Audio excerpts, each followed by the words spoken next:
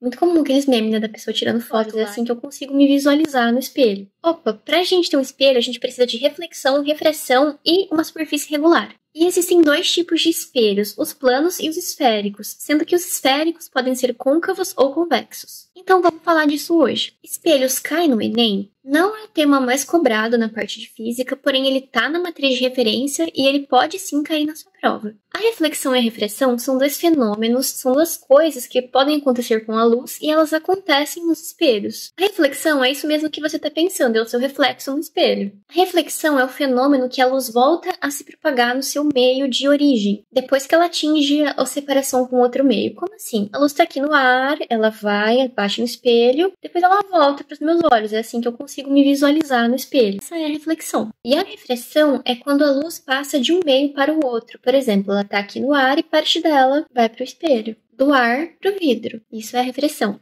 Em linhas gerais é isso, e esses dois fenômenos eles podem acontecer ao mesmo tempo. A luz, a energia luminosa vai chegar até o espelho e lá parte dela vai refratar e parte dela vai refletir. Dá para perceber bem esse efeito quando você olha aquelas portas de vidro meio escuras, tem muito em consultório ou até mesmo numa janela da sua casa, dependendo do horário, de quanto de luz tira lá, você pode acabar tendo esse efeito. Que efeito? Parte da luz bate na porta e reflete de forma que você consegue se ver lá. Às vezes não completamente, mas pelo menos uma noção. Tem gente que até tira foto. Muito comum aqueles memes, né, da pessoa tirando foto lá e o pessoal de dentro olhando ela. Mas enfim, foco. Você consegue ver o seu reflexo porque parte da luz bate e reflete em você, você tá lá se vendo. Porém, parte dessa luz refrata de forma que você consegue ver o interior desse ambiente. O que tem depois da porta ou do vidro da janela que você estiver olhando. E agora, falando de superfície regular, que é a outra coisa que a gente precisa para ter um espelho. A reflexão e a refração são fenômenos que a gente viu que acontecem com a luz. E eles podem acontecer tanto numa superfície lisa e polida, que é o caso aqui do espelho, como numa superfície que é toda irregular, toda difusa. Por exemplo, um papel alumínio, você consegue ver o seu reflexo nele, mas não é aquela coisa super nítida e tudo mais, porque ele não é uma superfície regular, não é polida, não é feita para ser usada como espelho. Um outro exemplo de superfície regular, se você se olhar num lago que estiver bem tranquilo, vai ser regular.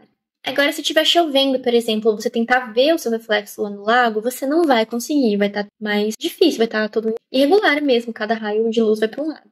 A imagem formada nele vai ser distorcida. Tem muitos detalhes aí pra gente explorar em próximos vídeos, eu vou mostrar pra vocês aqui um esquema no papel antes de falar de espelho plano, côncavo e convexo. Então aqui é um esquema do que eu expliquei pra vocês, uma superfície tranquila, por exemplo, um espelho ou um lago calmo, uma superfície agitada, com irregularidades, por exemplo, papel alumínio ou um lago agitado por uma chuva. A princípio parece igual, né? A luz incide, beleza, mudança de meio, água e ar, vai refletir uma parte, vai refratar outra parte. Aqui eu coloquei observador para você saber que é assim que você está enxergando, né? A luz que bateu e voltou para os seus olhos. Por que não é igual? Aqui eu coloquei esse pontilhado para mostrar que qualquer lugar que ele bater, a reflexão vai formar aqui nessa linha reta. Nesse caso, como tem irregularidades, cada parte vai para um lado, pode ser que vá para cá, para cá, para cá, sobrepõe, porque tem essas irregularidades. E por conta disso, a imagem formada não é nítida, é distorcida, assim por diante. O espelho plano é aquele que a gente costuma ter em casa, que você se olha, a sua imagem está lá do mesmo tamanho, sem distorções,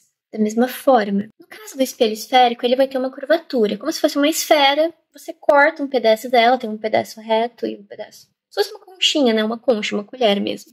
Uma parte vai ser espelhada, a outra não, e dependendo da parte que é espelhada, esse espelho é côncavo ou convexo. Vou mostrar aqui o esquema para você. Basicamente, esse é o espelho plano, e aqui seria como se fosse uma concha, beleza? A parte interna e externa dela, conta pra mim se você consegue enxergar isso, como se fosse uma colher. Se essa parte aqui tiver o espelho, por exemplo, a outra parte é isso daqui, ó, não tem nada. E essa daqui tem um espelho, a gente tem um espelho convexo. Essa parte aqui que tem um espelho, que é a refletora. Como se fosse assim, né? Essa parte aqui não tem espelho, essa aqui tem. E o côncavo é o contrário. Essa parte de dentro da concha, eu gosto de lembrar côncavo, concha, né? A parte de dentro da concha, ela é refletora. Aqui você pode ver, aqui vai incidir a luz. No caso do côncavo, do convexo, é desse lado aqui que vai incidir a luz. Ah, mas se incidir aqui, você não vai ver o reflexo porque não é espelhada. Aqui é o contrário. A parte de dentro tem um espelho, a de fora não. Dentro da esfera é o refletor. Esse aqui é um espelho côncavo. Vou deixar assim para quem gosta de tirar um print. O vídeo ficou um pouco longo, mas eu falei de uma maneira simples. Tem muitos detalhes aí pra gente trazer dessa matéria. Posso explorar em próximos vídeos. Conta pra mim nos comentários se você sabe algum exemplo de espelho esférico que tem aí no nosso dia a dia. Pode chutar se quiser, de preferência, não precisa pesquisar. Tenta lembrar ou deduzir do seu dia a dia o que você já viu.